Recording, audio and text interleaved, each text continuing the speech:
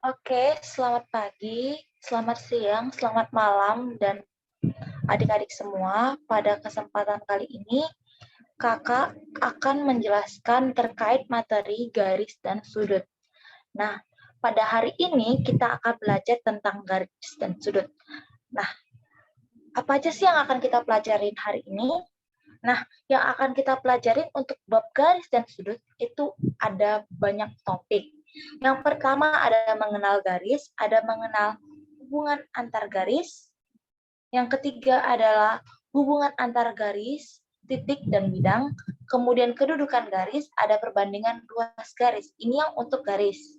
Sedangkan yang untuk sudut, itu ada mengenal sudut, hubungan antar sudut, sudut berpelurus, dan hubungan sudut-sudut pada dua garis sejajar yang dipotong oleh garis transversal. Oke, tapi yang akan kita pelajari untuk hari ini ada di sebelah kiri kalian, yaitu tentang garis. Oke, kita akan masuk ke pembelajarannya hari ini ya. Nah, pernahkah adik-adik melihat gambar-gambar yang ada di layar? Pastinya pernah ya. Nah, coba kita perhatikan gambar yang ini. Ini gambar apa ya adik-adik? Yang nomor satu ini.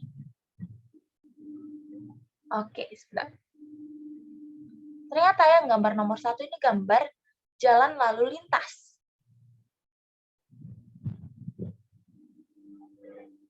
Sedangkan gambar yang kedua ini adalah kabel listrik.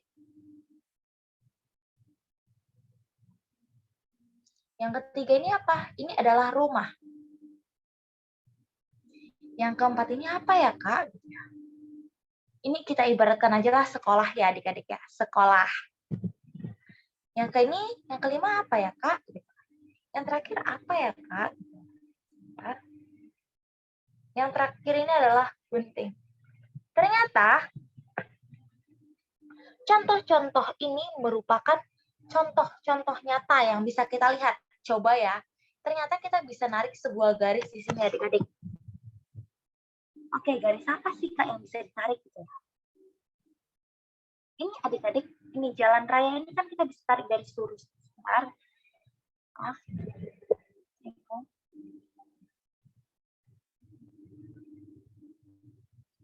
Kita bisa tarik garis lurus di sini adik-adik. Jalan raya ini. Nah, ini juga kita tarik garis. Ternyata ini berhubungan nih adik-adik, ini garis gitu. Nah, ini pun kabel listrik ini merupakan garis. Ini juga garis. Ini juga garis. Ini garis. Ini juga garis ya adik-adik. Yang tiangnya ini. Ini tiangnya juga garis adik-adik. Ternyata tiangnya juga garis. Ini tiang listrik ini juga garis. Rumah ini juga memiliki garis. Ini garis. Ini garis. Nah, gunting pun juga punya garis. Gitu. Gimana garisnya ya Kak? Gitu kan. Ini sebentar.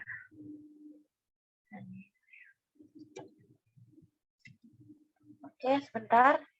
Ini garis. Ini juga garis.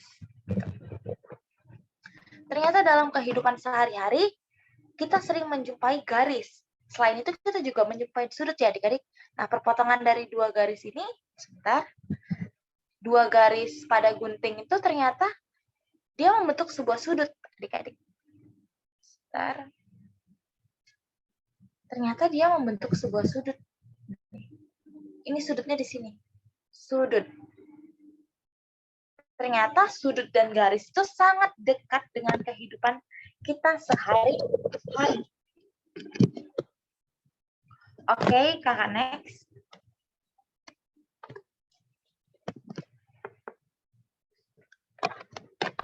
Ke berikutnya.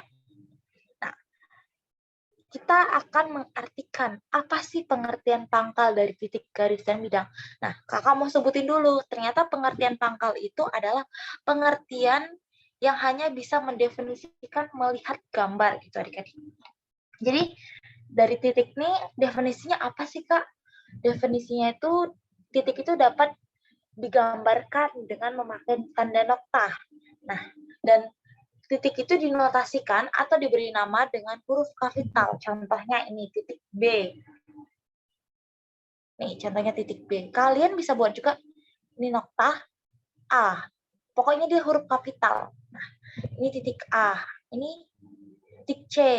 Mungkin ada lagi titik D. Jangan sekali-sekali membuatnya titik A. A kecil ini nggak ada artinya sebenarnya. Jadi titik itu wajib direpresentasikan dengan huruf kapital.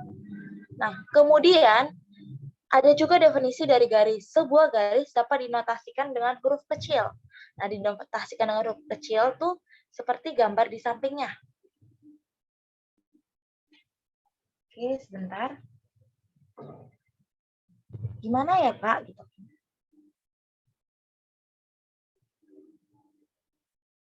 Seperti ini. Dia dinotasikan dengan huruf kecil. Nah, atau dengan kata lain, sebuah garis itu terbentuk dari dua titik yang segaris sejajar. Makanya itu ini dapat terbentuk sebuah garis lurus. Nih. Oke. Ini titik A, ini titik B gitu kan. Nah, kita tarik garis. Nah, jadi untuk membuat sebuah garis itu dibutuhkan dua titik atau lebih. Dia bisa terbentuk oleh dua titik atau lebih gitu. Nah, penamaan garis ini kalau dibentuk dari dua garis ini gimana, Kak? Gitu kan. Nah, ini A, B. Simbolnya wajib ada garis gini.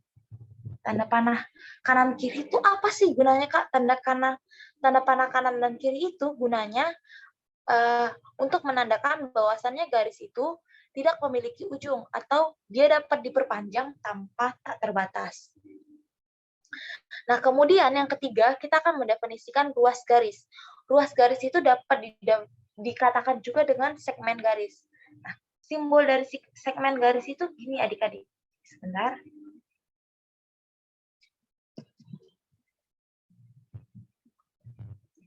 Oke, nih segmen garis misalnya ini gambarnya di sini ya. A, B. Simbolnya itu gini. Beda sama garis. Garis itu kan ada ujung kanan sama ujung kirinya kan. Nah, kalau ini cuma gini doang, garis gitu doang. Nah, apa sih, Kak, yang membedakan garis dengan ruas garis? Kalau ruas garis itu dia memiliki ukuran, contohnya penggaris. Nah, kalau ujungnya itu kan ada ukurannya, dia patokannya berapa? Misalnya ini, ruas garis ini, dia itu 30 cm. Ruas garis AB ini, dia 30 cm. Sebentar.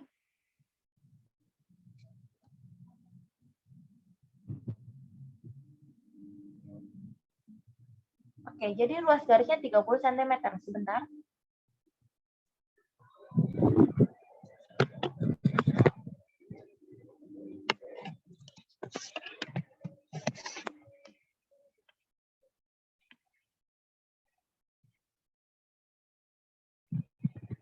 Oke, jadi ini luas garisnya 30 cm ya, jadi. Oke, kemudian kita akan mendefinisikan sinar garis. Gimana sih, Kak, sinar garis itu? Sinar garis itu ini, dia disimbolkan dia memiliki titik pangkal, tetapi dia tidak memiliki titik ujung. Jadi contohnya ini adik-adik.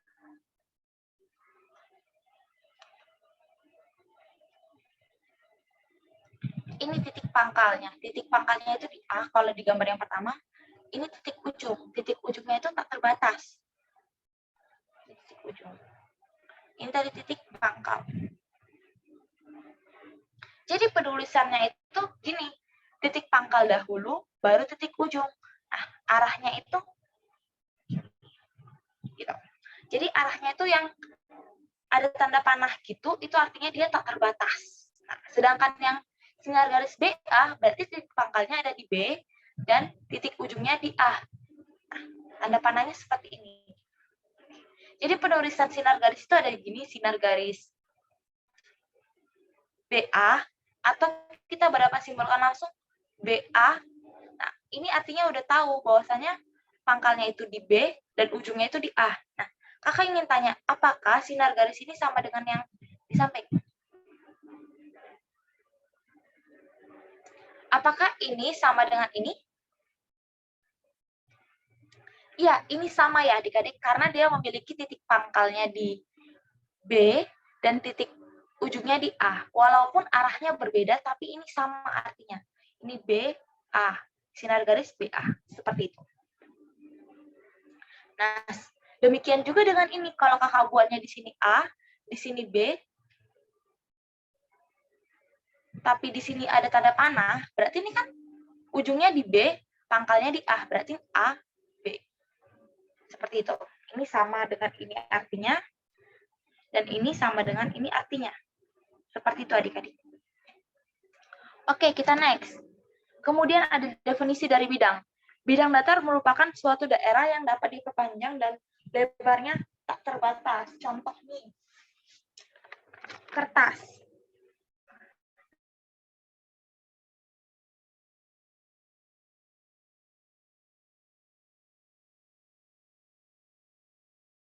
Nah, itu adik-adik. Nah, kemudian untuk penamaannya biasanya bidang itu terbentuk dari 3 titik yang tidak segaris, itu terbentuk dari 3 titik yang tidak segaris. Kalau misalnya dia segaris, ya dia akan membentuk garis lurus. Jadi bidang itu terbentuk dari 3 titik atau lebih dari, sehingga dia membentuk bidang. Seperti itu. Jadi bidang itu terbentuk dari 3 titik atau lebih, nggak boleh 2 titik ya, wajib lebih dari 3 titik. Seperti itu. Jadi untuk penamaannya ya demikian. Kalau ada titik 1, 2, 3, ya kalian namanya bidang KLM. Kalau tambahin ini N, ini namanya bidang KLMN. Seperti itu. Nah, kemudian ada hubungan antar garis, titik, dan bidang. Nah, yang pertama hubungan titik dan garis. Nah, ini ada 2 nih.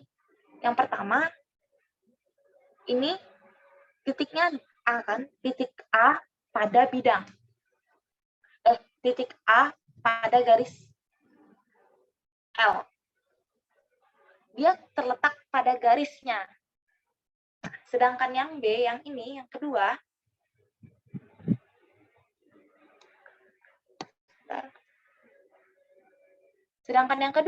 ini titiknya di luar garis. Berarti ini titik B atau titik berada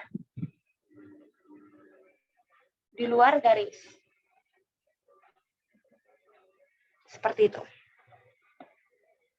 Nah, sekarang kita baca hubungan titik dan bidang. Nah, ini juga sama. Ini titiknya di dalam, berarti titik berada di dalam bidang. Nah, sedangkan yang ini, D, titiknya berada di luar. Berarti ini artinya titik berada di luar bidang. Oke, kemudian hubungan yang ketiga ada hubungan bidang dengan garis. Yang pertama, garis pada bidang. Gimana sih itu, Kak? Misalnya kamu punya bidang nih. Bidang, misalnya kamu buat bidang M ya. Garisnya di dalam bidang ini. Misalnya nih, kakak punya kertas. Nah, ini garisnya misalnya. Jadi garisnya itu ada di bidangnya. Seperti itu. Untuk garis pada bidang. Nah, gimana Kak kalau misalnya garis tidak pada bidang? Itu yang kedua ya, garis tidak pada bidang tuh, ya dia nggak ada pada bidangnya, nggak menyentuh bidangnya. Misalnya kakak punya ini bidang, garisnya ini, ya dia nggak di bidangnya gitu loh. Jauh, misalnya ini kakak punya bidangnya di sini, bidang datar, di sini garisnya, dia nggak menyentuh bidang sama sekali. Oke.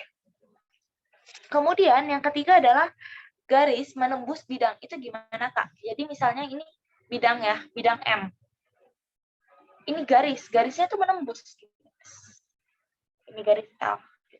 Jadi ini tuh misalnya bidang ya. Ini bidang. Nah, ini garisnya menembus. Nanti ada tembusannya di bawah. Seperti itu. Jadi hubungan antara garis, titik, dan bidang itu ya seperti ini. Ada hubungan titik dan garis, ada titik pada garis, ada titik di luar garis. Nah, hubungan titik dan bidang, ada titik di luar bidang, ada titik di dalam bidang. Sedangkan hubungan bidang dengan garis itu ada garis pada bidang, garis tidak pada bidang, dan garis menembus bidang. Oke, sekarang kita bakal bahas kedudukan garis. Nah, kedudukan garis itu ada 3 adik-adik. Yang pertama sejajar, yang kedua berpotongan, yang ketiga berhimpit. Nah, sebenarnya sejajar, berpotongan, dan berhimpit ini sangat dekat dengan kehidupan kita sehari-hari. Nah, contohnya nih, yang pertama garis sejajar. Apa sih definisi dari garis sejajar tuh, Kak? Dua garis dikatakan sejajar jika kedua garis itu terletak pada bidang yang sama dan kedua garis itu tidak memiliki titik persekutuan atau titik potong. Nah, contohnya nih, kakak kasih aja deh jemuran. Coba lihat garis yang warnanya silver nih ya. Ibaratkan jemuran ya, coba dilihat-lihat nih jemuran. Ini garis pertama. Ini garis kedua, jemuran yang ini garis M, buat ini garis N. Ada nggak mereka bertemu di satu titik? Nggak ada ya. Ini kalau diperpanjang terus, ini pasti nggak akan bertemu sama titik M. Jadi, ibaratnya itu, jemuran itu garis yang pertama sama garis yang kedua itu nggak akan pernah bertemu. Jadi itu dia tidak memiliki titik potong atau titik persekutuan. Nah, itu arti dari dua garis yang dikatakan sejajar. Nah, ibaratnya ini titik garis AB dan garis CD, jarak A sama C ini 3. Nah, demikian pula jarak B ke titik D ini 3 juga. Jadi sepanjang ini, terusan ini selalu 3 jaraknya. Sampai seterusnya. Itu definisi dari garis sejajar. Jadi kalau garis sejajar itu dia tidak memiliki titik potong atau titik persekutuan. Nah, gimana kalau titiknya berpotongan? Garis berpotongan itu gimana definisinya? Dua garis berpotongan jika dua garis terletak pada satu bidang dan kedua garis itu memiliki titik potong atau titik persekutuan. Contohnya nih, kita balik lagi ke gambar ini. Ini coba lihat yang warna hijau ya adik-adik. Yang warna hijau ini yang dia miring nih. Nah, kemudian kamu lihat yang warna merah. Ini. Ada titik temunya di sini. Ini titik O. Jadi dia punya titik persekutuan. Jadi itu artinya bahwasanya garis yang silang kayak gini, atau gini, dia itu pasti punya titik persekutuan. Nah, contoh nih, lengan siku aja. Ini siku kakak. Ini lengan kakak. Persekutuannya di tengah-tengah ini. Jadi kayak gitu. Jadi ini titik potong atau titik persekutuannya. Seperti itu adik-adik. Jadi ibaratnya itu dalam kehidupan sehari-hari tuh banyak sih yang kalian jumpain.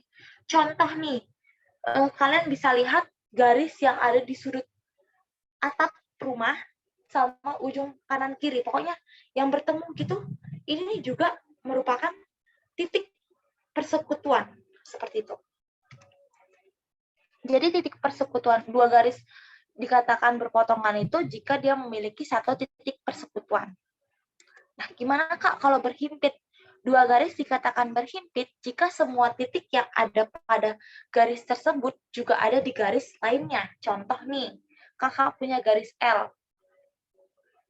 Nah, garis L itu juga ada garis M yang berhimpit nih. Dia nggak punya jarak gitu, jadi ini merupakan garis yang berhimpit. Karena kan garis bisa diperpanjang ya. Nah, contohnya nih, sama ini. Ini garisnya berhimpit ya adik-adik. Nggak ada jarak atau spasi satupun. Ini namanya garis berhimpit, di mana garis berhimpit itu titik-titik yang ada di suatu garis, itu juga ada di garis lainnya. Seperti itu. Oke. Sekarang tadi kita udah definisikan garis berhimpit, garis sejajar, garis berpotongan. Jadi sekarang kakak mau minta tolong kepala kalian untuk mengerjakan tugas-tugas ini. Yang mana disebut garis berpotongan, garis yang berhimpit gimana, garis yang berpotongan gimana, dari gambar 1 sampai gambar nomor 9. Nah, kemudian kalian juga bisa cari contoh dalam kehidupan sehari-hari yang mana merupakan garis berhimpit, garis sejajar, sama garis perpotongan. Kakak minta contohnya satu-satu masing-masing ya. Garis perpotongan apa, garis bersejajar itu apa, garis berhimpit itu apa. Dalam kehidupan sehari-hari, contohnya tadi kayak kakak kasih jemuran. Itu kan bisa dilihat ya, yang mana garis berhimpitnya, yang mana garis perpotongannya. Ditunjukkan aja yang mana. Oke. Mungkin materi kakak untuk hari ini cukup sekian. Jikalau ada pertanyaan, kalian bisa bertanya melalui WA grup kelas masing-masing. Jikalau takut bertanya di WA grup, bisa PC kakak secara pribadi. Nah, kakak tutup pertemuan hari ini. Selamat belajar dan jaga kesehatan selalu. Semangat!